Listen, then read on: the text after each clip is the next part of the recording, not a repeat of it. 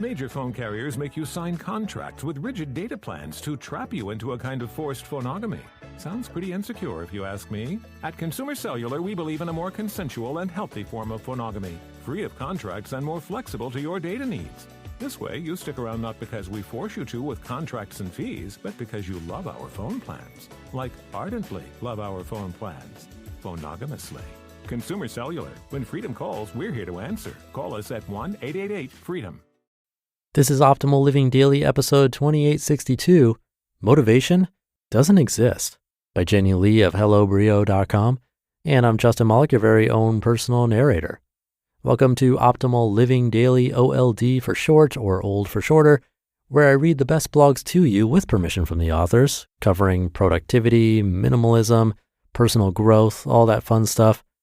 And with that, let's get right to another post and start optimizing your life. Motivation Doesn't Exist, by Jenny Lee of HelloBrio.com. Confession time. It's been 3 days since I wrote 1,000 or more words. I pulled out my August accountability calendar on the 1st and thought to myself, let's make August kick ass. It's mostly 0 daily word counts so far. The main thing going through my mind, I just don't have the motivation to write right now. But that is bullshit. Why?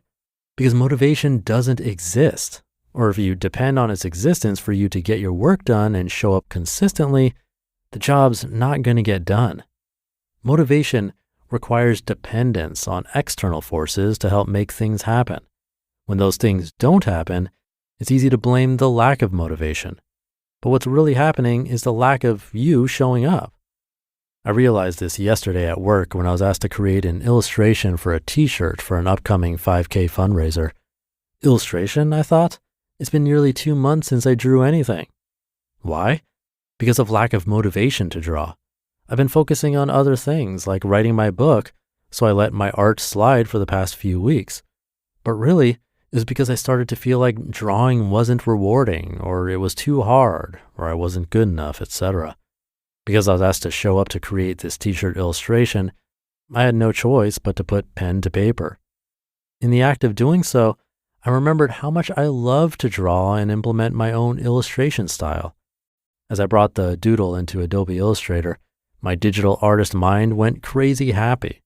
And the next time I looked up at the clock, it was time to leave for the day. Have a breakthrough moment. Little breakthrough moments like this one remind us that motivation doesn't exist. You have to commit to showing up. And if you don't feel like it, show up anyway. The first few minutes of work are going to be the hardest, but once you sit down and get started, your body and mind will go straight back into work mode. Are you a writer who is stuck? Sit down at your writing spot with your laptop. Open your writing program. Your brain will say, hey, I know this place. The blinking cursor won't be as scary as you'd imagine it to be all day, I promise.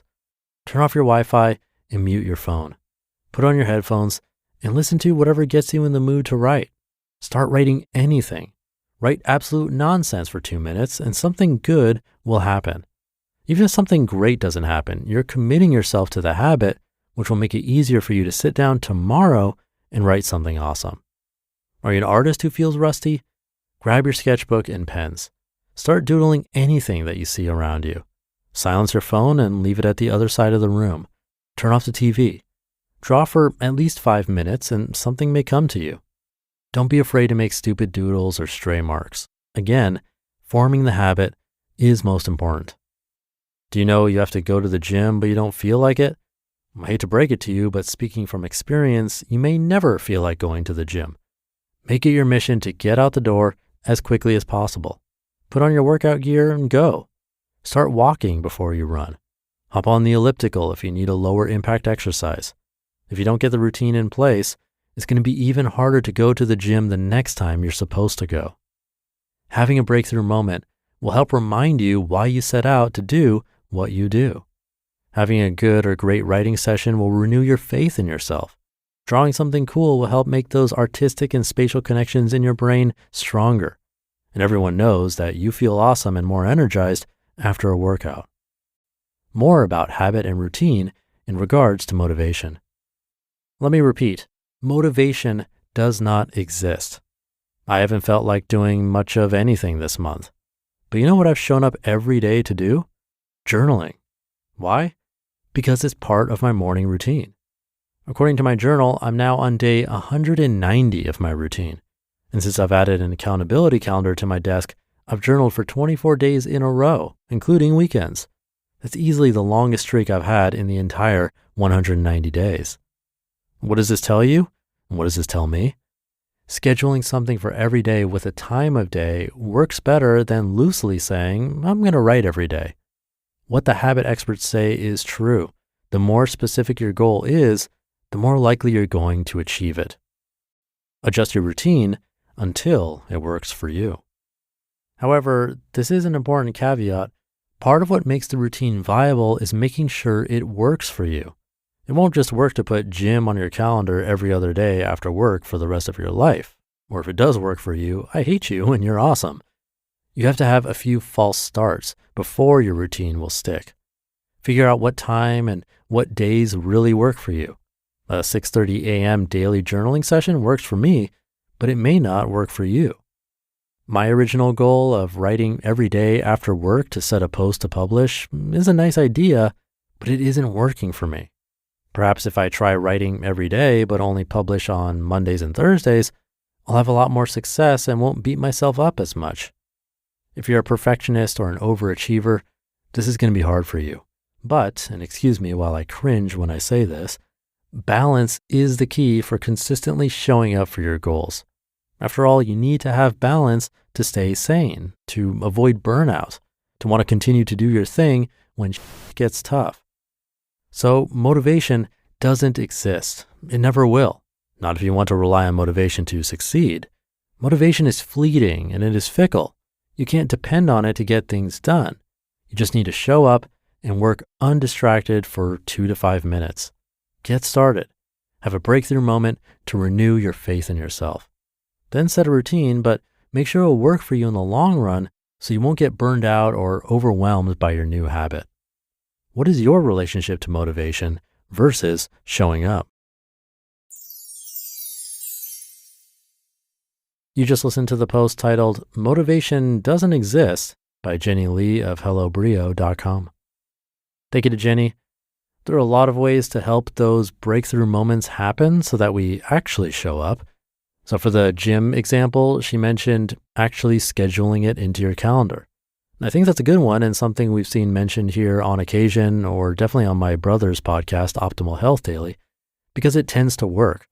We'll see the reminder and also are less likely to schedule something else over that period of time. Another trick is to change your environment so that's more conducive to that activity, or it removes some of the hurdles that stop us. So sticking with the exercise example, maybe having your gym bag already packed and having it in the passenger seat next to you, or blocking the door so you have to grab that bag on your way out. Even just keeping those items you need nice and visible at all times could help. And last, chaining the habit together with something else or sort of pairing it with another activity can be a great trick too. For example, always doing X right before or after you do some other very consistent habit or activity, like sleeping, showering, going to the bathroom, brushing your teeth, driving, you name it. Maybe it's some kind of physical activity before you shower, for example. There's lots of things to try, any and all of which can increase the odds of turning the activity into a habit. So keep it up, keep building those habits along with me. Hope you're having a great morning, afternoon, or evening whenever you're listening to this. And I'll see you tomorrow where your optimal life awaits.